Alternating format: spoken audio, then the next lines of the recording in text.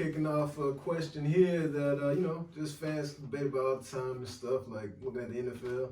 And we're talking about who the best receiver was to do it. And shoot, for this case here, I think we don't got to look no further than who we can all say we grew up and saw doing this thing every week was Randy Moss.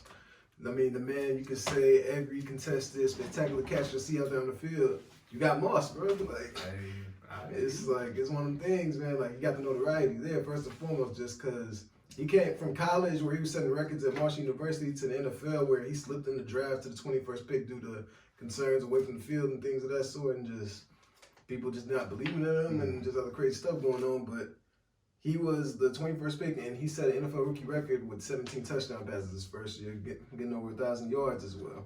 He was a 6-time Pro Bowler, 4-time first-team All-Pro. He's All-Decade for the 2000s. And just the first point here would be him making an appearance on Terrell Owens' podcast, and just like one of his quotes there was, as far as when Terrell kind of asked him similar question ranking receivers all the time, he said, I put myself first, I put T.O. second. And now, I'm not in the business of disagreeing with Randy Moss, man. Like, he's the one to go to, and we're talking about. And I'll just start there. And Owens, like, later on in that podcast said this about the situation there between him and just another person, like, people always bring up there, Jerry Rice. Mm-hmm. And Owens is quoted saying, when you think about Jerry and the quarterbacks he played with, he never had a drop-off at quarterback play. He went from one Hall of Fame quarterback to another. And I think that kind of brings in perspective of just, like, San Francisco at that time, like when he came up, as far as like Joe Montana was there a few years before him, but they were starting to become that well-oiled machine that you kind of look back on in the 80s and 90s to see, like, I mean, even continuing until today. It was just Super Bowl last year, but like that's the beginning of the peak of just them being just a well-run, like, just system there in the Bay Area. And like, yeah, the coach Bill Walsh made the West Coast offense the short game receiver, like the short game offense where the keeper was getting the ball in his hands quick. And so, yeah, that was the beginning of that. Along with paired with the good run game, you had just good quarterback playing. Jerry Rice was the man at that point. But Moss, he's the receiver you have to take if it's just you're picking anybody in NFL history. Got a pool of receivers to choose from. As far as like you're a GM and you can pick any receiver ever, I think you gotta go with Randy Moss, man. Now, Randy Moss, you got Moss like this. That was like that. That's iconic for I know our generation, and I'm sure generations. You got Moss. Now, kind of like I've heard people say, "Oh damn," but that's usually like the one hand kind of situation. But you got Moss is that. But Jerry Rice is in a conversation not only for the greatest wide receiver of all time, he's been brought up to the greatest football player of all time.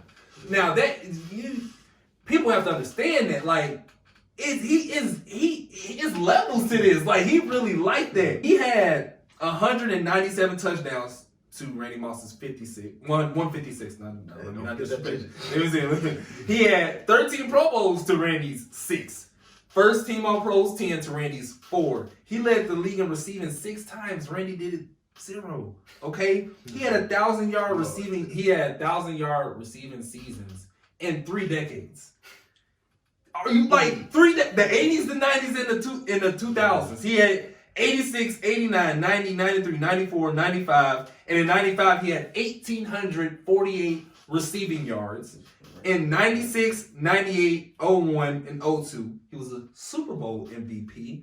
And in Randy Moss's best season, which I know you're gonna bring up, was with Tom Brady. It was amazing. It was spectacular. And he had 1,400 yards, 98 receptions, 23 touchdowns in 16 games.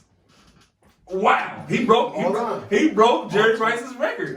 But when Jerry Rice had 22 touchdowns, he had 87 receptions, 1,000 yards, 65 receptions, 22 touchdowns in 12 games. Then 4 of those games, and Randy Moss only got 1 more touchdown. And I won't even say that's Jerry Rice's best season. It was the 1,800 yards, 122 receptions, 15 touchdowns in 16 games.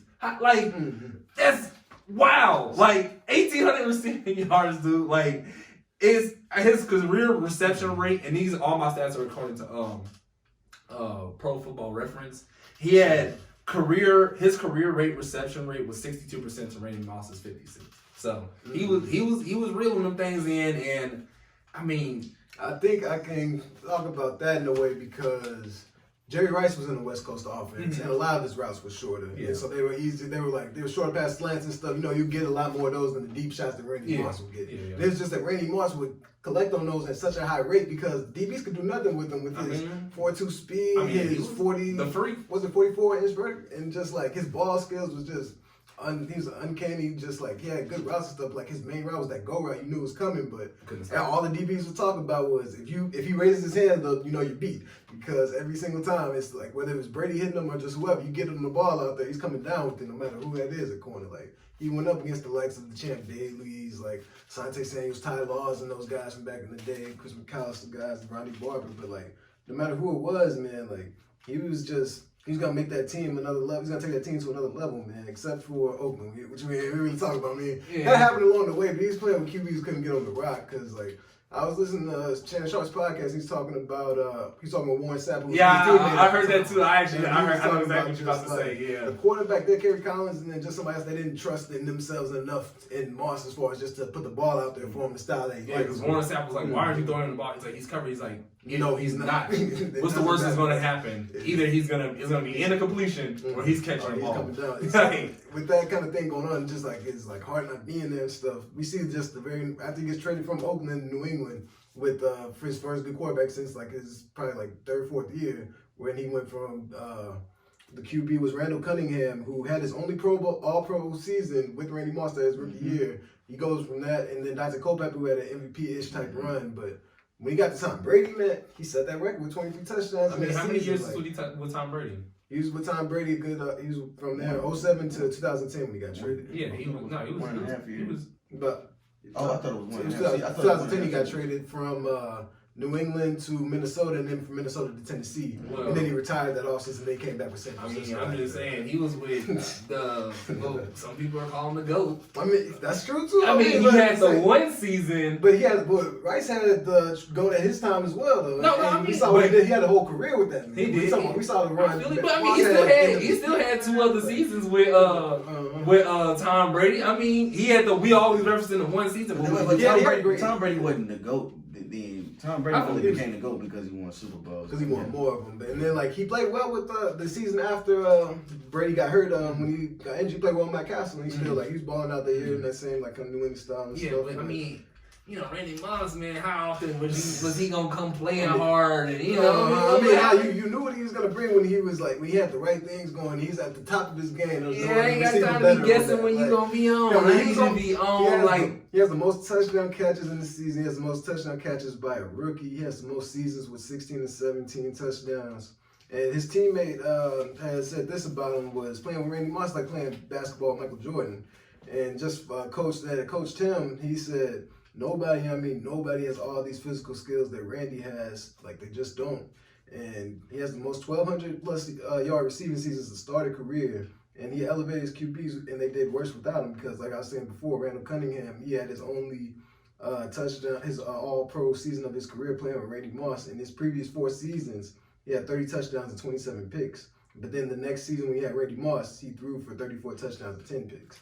And just Brady, he had his career highs with Moss until about 2011, but at that time, like, we put him on that kind of pace now to where we see Brady throwing about 4,500, 4,800 yards a year, but it all started with Randy Moss going there, like, being able to open up his system more to where he's throwing the ball around more and stuff like that, and they actually, like, lent him the playbook. So I think he was a big part of Brady stepping up, bringing his game to another level where we can consider him to go. I mean, I hear you with that, and I will say that, I mean, with a great receiver, they're always going to help your quarterback. They're going to help your team, and if you utilize them correctly, they're going to really, jump out. I just feel like Jerry Rice's longevity, like the consistency, like he just kept on. Even when he was he in Oakland? Like his old self was still out there. Playing with Rich Gannon. Like he literally kept doing it. He just kept. He couldn't be. Like 3 decades from '86 to 02. Like he had 1,000 yards. Not every year. Let me be clear. But he had 1,000-yard receiving in 3 decades.